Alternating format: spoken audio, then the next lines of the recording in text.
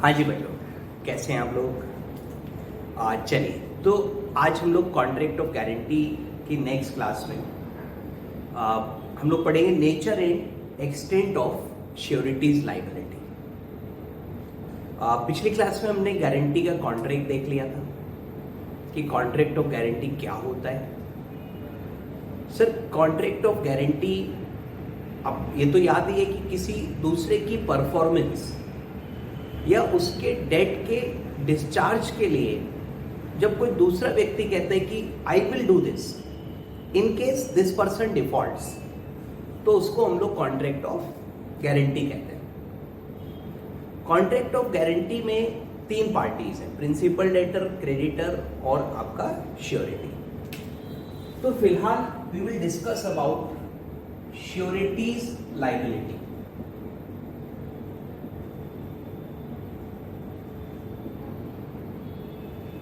Surety की liability क्या है, उसका नेचर क्या है और किस एक्सटेंट तक वो लायबिल है। तो देखिए, जो लायबिलिटी है वो को एक्सटेंसिव है, जो हमने पहले भी डिस्कस किया था। तो ये बड़ा मेन प्रिंसिपल है कि श्योरिटीज लायबिलिटी इज को extensive as that of principal debtor.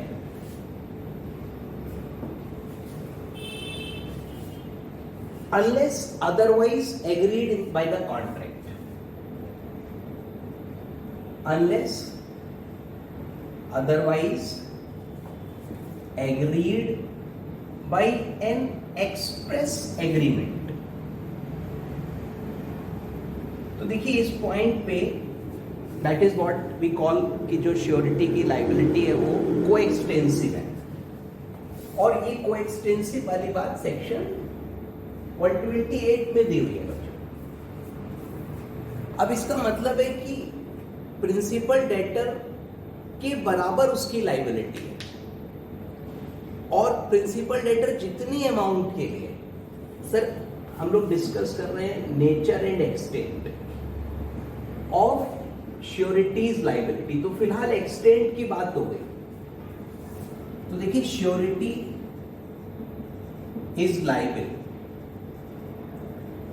For all the amounts for which principal debtor is liable. Coextensive का तो बेटा यही मतलब हुआ, लायबिलिटी कोएक्सटेंसिव है, दैट मीन्स दोनों की लायबिलिटी साथ में है, दोनों की लायबिलिटी बराबर है। तो जितनी अमाउंट्स के लिए प्रिंसिपल डेटर लायबल होगा उतनी ही अमाउंट के लिए श्योरिटी भी लायबल होगा। सर, अगर हम इसको निगोशिएबल एक्ट से देखें कि एक बिल ए ने दिया बी को, बी ने दिया सी को, और अब ये बिल डिसऑनर हो गया, तो ए प्रिंसिपल डेटर है और बी श्योरिटी है। तो अब देखिए, A is liable for the amount of the bill. Number 2, A is liable for interest. Sir, interest भी लगेगा। जब बिल डिसऑनर हो जाएगा तो डिसऑनर की डेट से, ड्यू डेट से लेकर के पेमेंट की डेट तक का ब्याज देना पड़ेगा ए को। And A is also liable for noting, protest, legal charges etcetera. तो यहां पे मैं आपको ये बताना चाह रहा हूं कि ए कितनी अमाउंट के लिए लायबिल है, प्रिंसिपल डेटर, बिल की अमाउंट, इंटरेस्ट की अमाउंट, चार्जेस की अमाउंट। तो श्योरिटी की लायबिलिटी भी बच्चों सेम होगी, दैट इज कोएक्सटेंसिव। कोएक्सटेंसिव माने प्रिंसिपल डेटर लायबिल है, श्योरिटी लायबिल है। So for whatever amounts, surety is liable for all the amounts for which principal debtor is liable. तो जितनी अमाउंट्स के लिए प्रिंसिपल डेटर लायबल है उतनी अमाउंट्स के लिए श्योरिटी भी लायबिल होगा। लेकिन इसकी लायबिलिटी लिमिटेड करी जा सकती है। हाउएवर तो देखिए जब भी कभी एक्सेप्शन हम लोग लिखते हैं तो हम उसको हाउएवर करके, प्रोवाइडेड करके कोरिलेट कर लेते हैं। पहले जनरल रूल बताया, फिर लिखा हाउएवर, तो इसका मतलब now we will discuss some exception. Provided भी लिख देते हैं यहां पे, however the liability of surety can be less than that of principal debtor as per agreement। तो अगर एग्रीमेंट से उसकी लाइबिलिटी कम कर लेते हैं, सर श्योरिटी की लाइबिलिटी पे मैक्सिमम कैप लगा हुआ है कि श्योरिटी मैक्सिमम 10 लाख रुपए के लिए लाइबिल है। अब हो सकता है प्रिंसिपल डेटर की लाइबिलिटी ज्यादा हो जाए, बट श्योरिटी की गारंटी या लाइबिलिटी अगर 10 लाख रुपए की है तो वो 10 से ज्यादा नहीं देगा। लेकिन ये बात एग्रीमेंट में होनी चाहिए, या फिर जैसे निगोशिएबल है, वहां पे इंडोर्समेंट जब हुआ तो इंडोर्समेंट में उसने सेंस फ्रेज किया, सेंस रिकोर्स नहीं। सेंस रिकोर्स में तो वो श्योरिटी बना ही नहीं, लाइबिलिटी ली नहीं उसने, बट सेंस फ्रेज FRAIS, उस केस में यह था कि expense should not be incurred on such bill. तो ऐसी दशा में श्योरिटी सिर्फ बिल की अमाउंट के लिए लायबिल होगा, इंटरेस्ट और एक्सपेंसेस के लिए लायबिल नहीं होगा।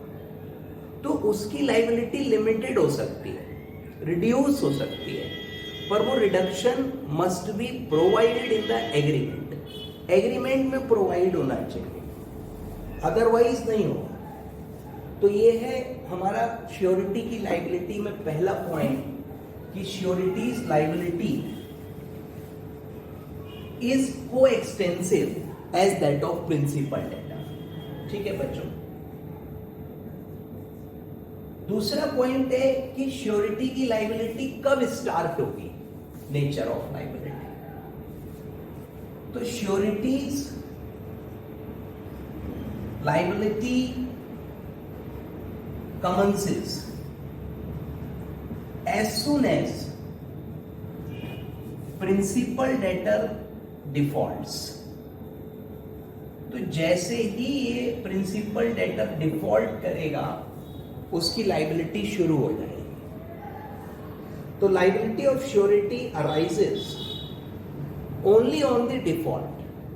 तो देखिए जब तक डिफॉल्ट नहीं होगा तब तक श्योरिटी की लाइबिलिटी नहीं होगी, लेकिन जैसे ही डिफॉल्ट होगा श्योरिटी की लाइबिलिटी अराइज हो जाएगी और surety will be liable for all those some.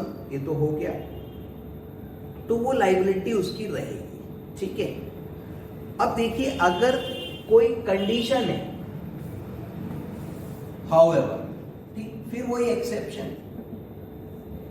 If sureties liability is conditional, कोई शर्त रखी हुई है, हो सकता है कॉन्ट्रैक्ट में कोई कंडीशन हो कि श्योरिटी तभी लायबिल होगा जब क्रेडिटर प्रिंसिपल डेटर पे स्यू करेगा, अदरवाइज देखो स्यू करना जरूरी नहीं है, उसका डिफॉल्ट होते ही इसकी लायबिलिटी आ जाती है।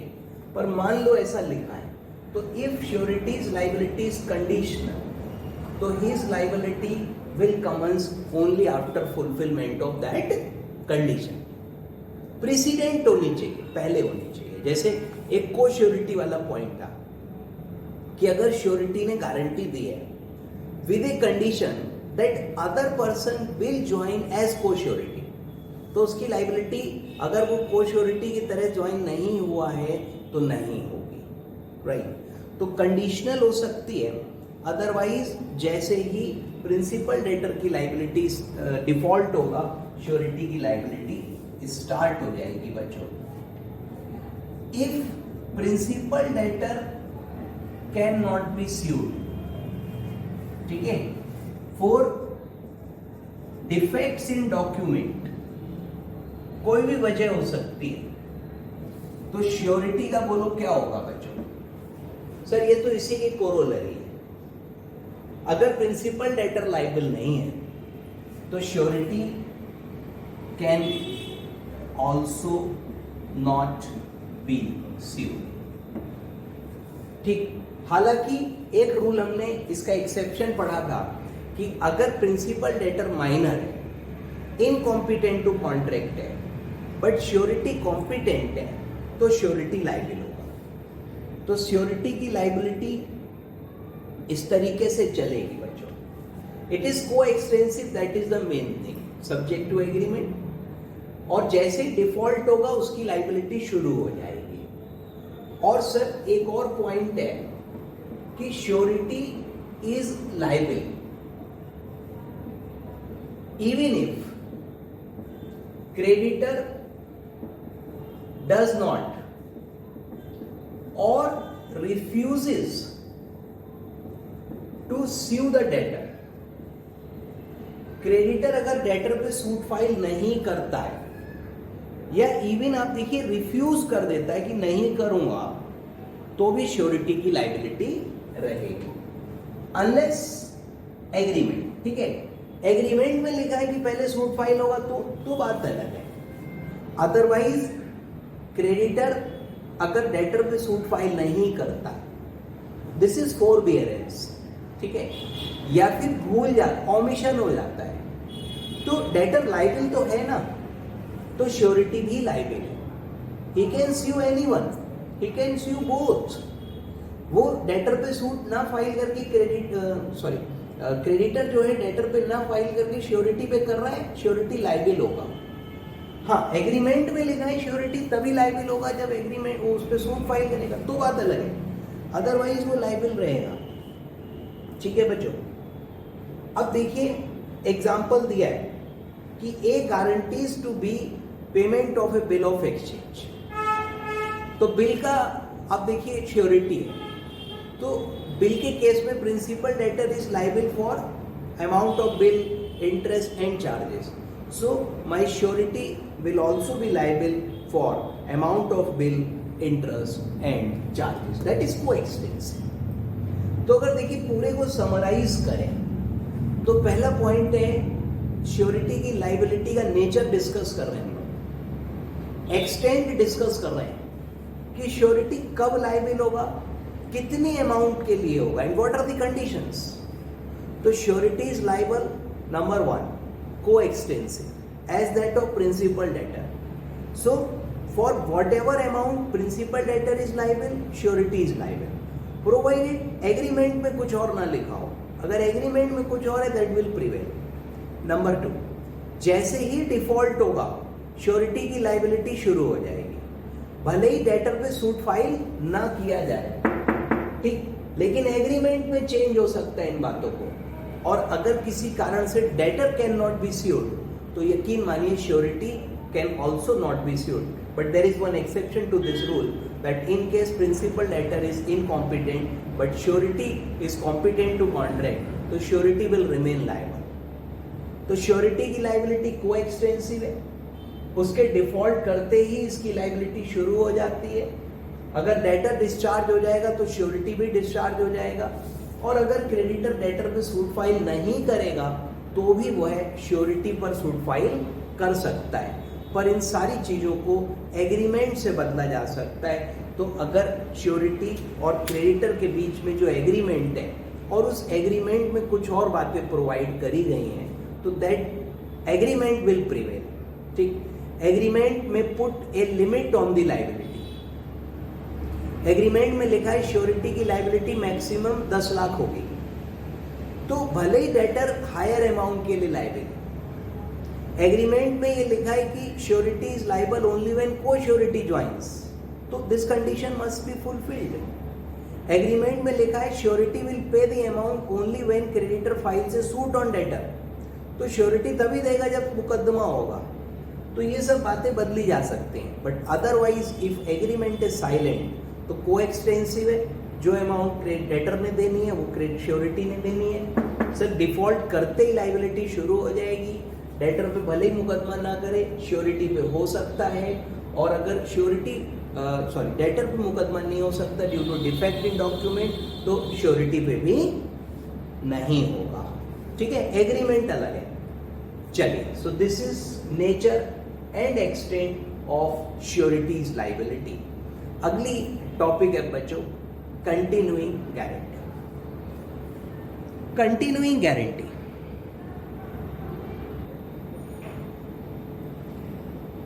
देखिए, कंटिन्यूइंग गारंटी हम लोगों ने पीछे भी डिस्कस किया था बच्चों, and it is a guarantee for series of transactions. It is a guarantee for series of transactions, मतलब गारंटी कंटिन्यू करेगी। एक होती है स्पेसिफिक गारंटी। स्पेसिफिक गारंटी में जो गारंटर है, श्योरिटी है, वो किसी पर्टिकुलर ट्रांजेक्शन के लिए लायबल है। That is specific guarantee. Suppose करिए कि आपने एक लैपटॉप खरीदा, मान लेते हैं, और आपने मुझसे पूछा कि सर लैपटॉप कहाँ से ले लूँ। ऐसे जस्ट एग्जांपल है। अब मेरा एक कोई फ्रेंड था, मैंने आपको उसकी शॉप का पता बता दिया कि बेटा इससे ले लो, मेरा नाम लेना, डिस्काउंट भी मिलेगी। अब आप वहां गए और आपने उससे लैपटॉप खरीदा। लैपटॉप था सब 45,000 का मान लो, और आप सर उस समय आपकी जेब में 30,000 रुपए थे, 30,000। अब आपने मेरे को फोन किया, मैंने दोस्त को बोल दिया कि भैया दे देगा, कोई बात नहीं, तुम लैपटॉप दे दो। अब ये गारंटी हो गई। This is a specific guarantee, continuing नहीं है। अब इस 15,000 बैलेंस के लिए मैं लाइबल हूं। अगर आप नहीं दोगे तो मेरे को देना पड़ेगा, मेरी लाइबिलिटी रहेगी। And this is example of, आप बताओ, कंटिन्यूइंग गारंटी। ओके, नो, ये कंटिन्यूइंग कहाँ है? आप बताओ कंटिन्यूइंग कैसे होगी बेटा? इसमें तो आपने 15,000 देने, इतनी बात तो हुई। अब यू पेड दैट 15,000, बात खत्म हो गई। अब उसके 4 दिन बाद आप फिर पहुंच गए उसकी दुकान पे। इस बार आपने कोई और आइटम खरीदा, फिर पेमेंट नहीं दिया, मेरी लाइबिलिटी नहीं। मैंने कब कही थी कि इसको बेचते रहना? It was not continuing. Sir ये तो खाली स्पेसिफिक थी, उस समय मैंने कहा था कि भाई 15 नहीं है, दे देगा बंदा। अब आप उसको सर प्रैक्टिस बना लो तो वो दोस्त जानेगा, मैंने नहीं कही है। But in case of continuing guarantee, ये कंटिन्यू करेगी for a series of transactions, और जब कभी भी गारंटी खत्म होगी उस समय whatever amount is payable, guarantor की लाइबिलिटी होगी, श्योरिटी की लाइबिलिटी। तो देखिए लिखा है guarantee which extends to series of transaction is continuing guarantee. It applies not to specific number of transactions but to any number of transactions, और जो भी अनपेड बैलेंस होगा एट द एंड, श्योरिटी उसके लिए लायबिल होगा। तो there can be number of examples. Sir जैसे employment का एग्जाम्पल है, और A in consideration that B will employ C in collecting rent of B's zamindari, promises B B responsible to the extent of 5,000 for collection payment of rent of C. तो देखिए ए ने guarantee दी है, किसको guarantee दी है? बी को, और बी ने जॉब पे रखा है सी को। सी है एम्प्लॉय, बी ने इसको जॉब पे रखा, इसने श्योरिटी गारंटी दी, और इसने इसको एम्प्लॉय कर दिया। ठीक है, B employs C on the surety of A, कि ये रेंट कलेक्ट करेगा, पैसा इसको पे करेगा, बेईमानी नहीं करेगा, और he will be liable up to ₹5,000। तो there is a limit on guarantee for ₹5,000, but this guarantee will continue for number of transactions। इसने एक बार अमाउंट कलेक्ट करी, दे दी, फिर कलेक्ट करी, फिर दे दी, फिर कलेक्ट करी, भाग गया, तो इसको पैसे देने पड़ेंगे, क्योंकि एक एम्प्लॉयमेंट के केस में कंटिन्यूइंग गारंटी, जब तक वो व्यक्ति एम्प्लॉय है तब तक ये गारंटी विल कंटिन्यू। तो ये कंटिन्यूइंग गारंटी है बच्चों, ठीक है। एग्जाम्पल 2 इसमें देखिए, और A guarantees B for 100 rupees. अभी यही सिचुएशन है लेकिन एम्प्लॉय नहीं, और गारंटी की लिमिट इस बार इन्होंने 100 रुपीज कर दी। कोई बात नहीं, no problem. For any tea he may supply from time to time. For any tea he may supply from time to time. तो देखो सीरीज ऑफ ट्रांजेक्शन्स हो गए कि जितनी चाय बेचेगा वो उसके लिए ये लायबिल रहेगा। Maximum limit is 100 rupees. अब देखिए उसने 100 रुपए की चाय बेची, उसने पेमेंट कर दिया, फिर उसने 200 रुपए की चाय बेची, अब पेमेंट नहीं हुआ, नाउ ये फंस जाएगा क्योंकि कंटिन्यूइंग गारंटी थी। ये कंटिन्यूइंग गारंटी का एग्जाम्पल है, ठीक, क्योंकि फ्रॉम टाइम टू टाइम लिखा। तीसरा एग्जाम्पल पढ़ो, A guarantees payment to B. Situation यही है बच्चों, A guarantees for payment to B, लेकिन इस बार चाय नहीं बेच रहा है, फिर क्या बेच रहा है बेटा? इस बार बेच रहा है आटा। और A guarantees payment to B of the price of 5 sacks of flour. Sir आटा जो है वो इसने उसको रखा है, ठीक है, नो प्रॉब्लम, और to be paid within 1 month। अब देखिए एक ही बार की गारंटी, ये वही लैपटॉप वाला एग्जांपल हो गया। उसने 5 बोरी आटा, बोले इसका पेमेंट ये कर देगा, भाई 5 बोरी आटा दे दो, ये बंदा 1 month में पेमेंट कर देगा। उसने 5 बोरी आटा दे दिया बेटा, उसने पेमेंट कर दिया। देयर आफ्टर 4 बोरी फिर बेचा। बोरी समझते ना, बोरा, वो बड़ा पाला जो होता है ना, तो उसमें 4 बोरा उसने फिर बेचा, अब सीधे पेमेंट नहीं करा उतने। तो ये कंटिन्यूइंग गारंटी किधर है बताओ? सर ये कंटिन्यूइंग गारंटी कदापि नहीं है, बिल्कुल भी नहीं है। इसने ये नहीं कहा कि I am responsible, I will pay for all the flour which you supply to C on time to time basis. वो पिछला एग्जाम्पल था। ए ने उसमें बी को बोला था कि तुम जितना चाय बेचोगे टाइम टू टाइम मैं जिम्मेदार हूं। इधर इसने बोला तुम इसको 5 बोरा आटा दे दो, आई विल पे इफ ही डजंट, और देन ही पेड। तो गारंटी फिनिश हो गया, क्योंकि गारंटर का रेस्पॉन्सिबिलिटी तब तक है जब तक प्रिंसिपल लेटर पे नहीं कर देता। अगर प्रिंसिपल लेटर ने डिस्चार्ज कर दिया, पेमेंट कर दिया, परफॉर्मेंस कर दी, तो गारंटी खत्म हो गई। मित्रों इसने 5 बोरा आटा दिया, इसने पैसा दिया, गारंटी फिनिश। अब इसने 4 बोरा फिर दे दिया, नो गारंटी। ये कंटिन्यूइंग का एग्जाम्पल है ही नहीं। सर जी कंटिन्यूइंग गारंटी में guarantee for a series of transaction, और ये गारंटी कब तक चलेगी? Sir this guarantee will continue.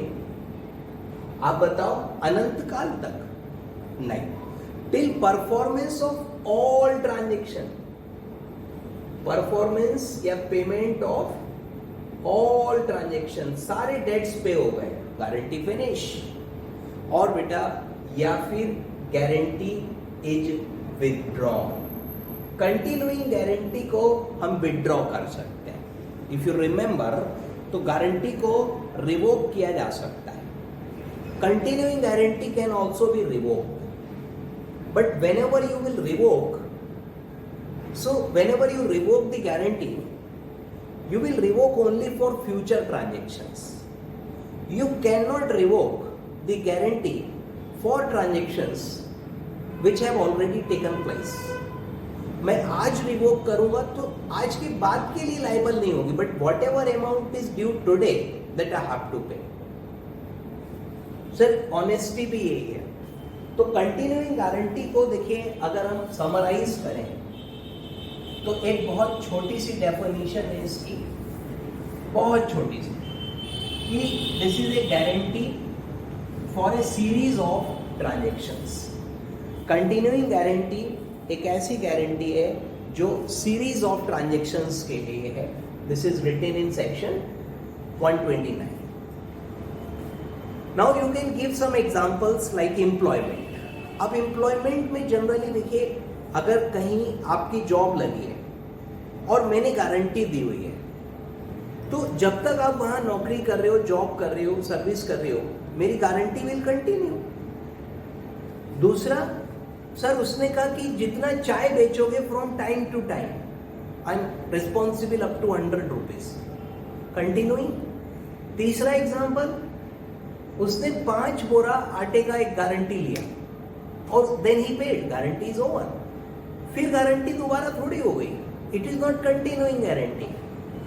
Then continuing guarantee will continue unless and until the payment of all the liabilities या performance of all the promises are made.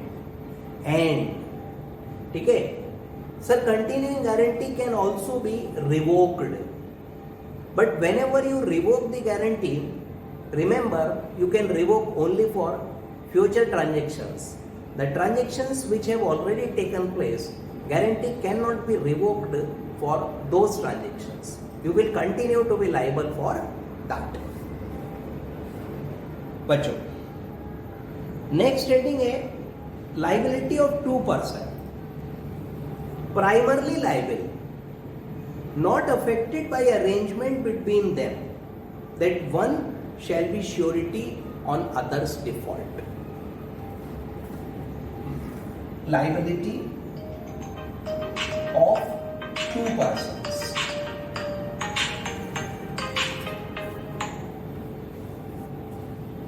Liability of 2 persons who are primarily liable.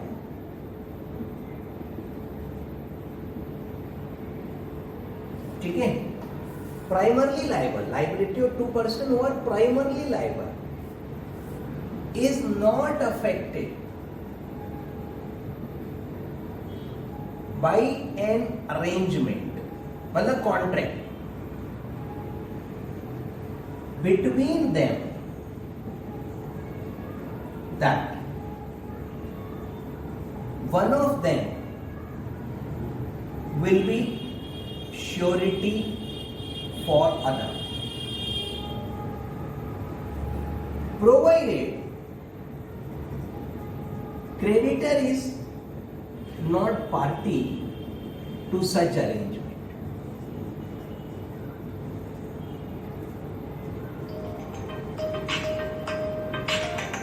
Okay, तो देखिए कहानी थोड़ी सी लंबी है, समझते हैं इसको क्या. तो ये देखिए कहानी थोड़ी सी लंबी है बच्चों, ध्यान से समझिए. लाइबिलिटी ऑफ 2 पर्सन्स, ठीक है, जो कि प्राइमरली लाइबल है,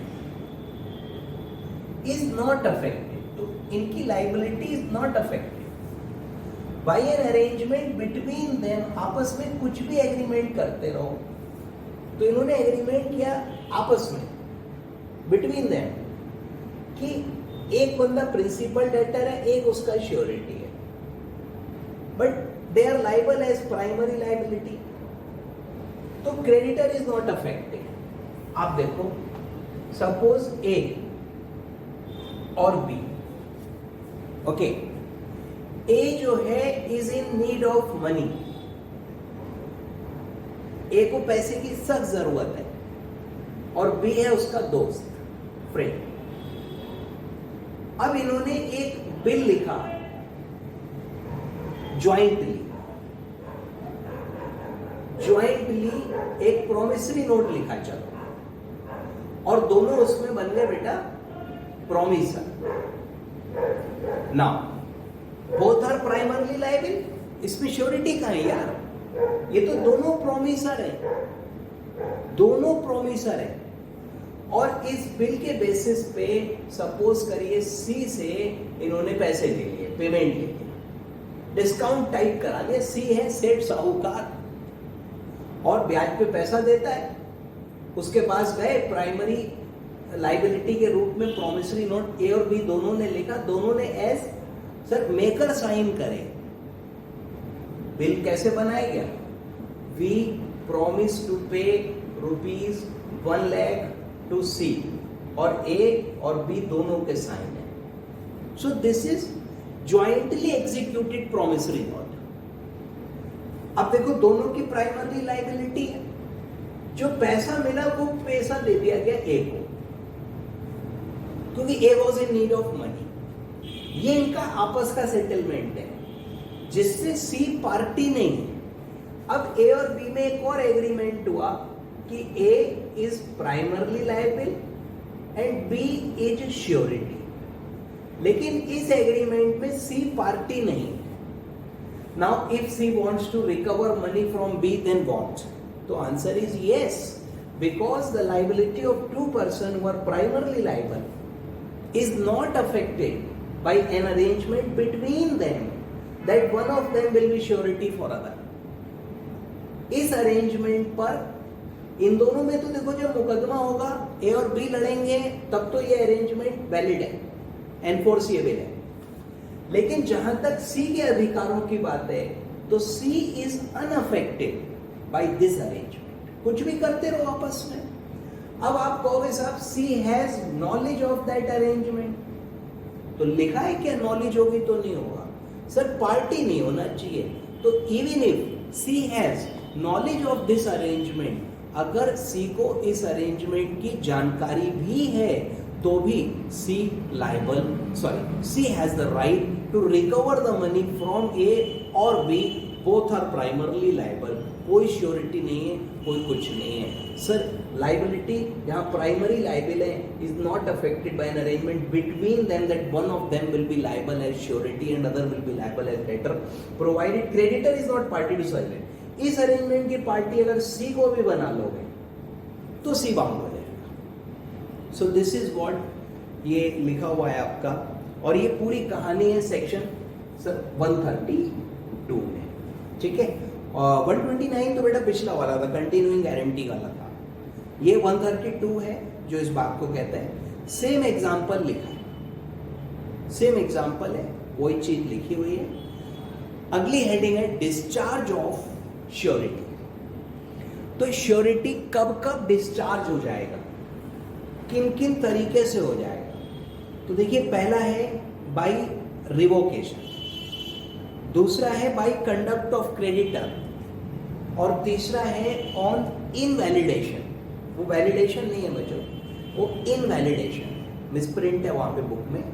ऊपर आप देखोगे इनवैलिडेशन लिखा है पर डायग्राम में वैलिडेशन लिखा है, उसको ठीक कर लीजिए. तो रिवोक कर सकते हैं गारंटी, और जैसा मैंने आपको बतलाया था कि guarantee can be revoked for future transactions. तो कंटिन्यूइंग गारंटी फ्यूचर ट्रांजेक्शन के लिए रिवोक हो सकती है, और स्पेसिफिक गारंटी रिवोक हो सकती है इससे पहले कि क्रेडिटर एक्ट करे. क्रेडिटर अगर गुड सप्लाई कर देगा या लोन दे देगा फिर रिवोक नहीं हो पाएगी. ठीक इसी प्रकार से बच्चों अगर उसकी डेथ हो गई श्योरिटी की तो कंटिन्यूइंग गारंटी ऑटोमेटिकली रिवोक हो जाती है. और ऐसे ही नोवेशन है कि अगर नया कॉन्ट्रैक्ट करेंगे in place of old one तो वो भी. तो आप देखिए ये जो डिस्चार्ज है ये थोड़ा सा लंबा टॉपिक है, तो इसको अपन नेक्स्ट क्लास में कवर करते हैं. डिस्चार्ज ऑफ श्योरिटी फिलहाल इतना ही रखते हैं, ये भी बड़ा इंपॉर्टेंट है. और हाँ, जितने भी स्टडी में एग्जाम्पल्स हैं सर, ये जैसे केस ये दे रखा होता है ऐसे करके ना, एग्जाम्पल्स केस स्टडीज, ये ज़्यादा इंपॉर्टेंट है. एग्जाम में उम्मीद है कि इनमें से ही ज़्यादातर आपको मिलेंगे. तो read the provision, learn the main provision, learn the section number, और फिर बहुत ध्यान से एग्जाम्पल को देखो कि ये एग्जाम्पल एग्जाम में आएगा then how will I answer. इस तरीके से आप थोड़ा सा सोच के पढ़ोगे तो बहुत अच्छी पढ़ाई हो जाएगी और एग्ज़ाम में भी आपको सफलता जरूर मिलेगी, बहुत अच्छे मार्क्स आएंगे बच्चों. फिलहाल इतना ही रखते हैं, अगली क्लास में मिलते हैं बेटा. तब तक के लिए टाटा.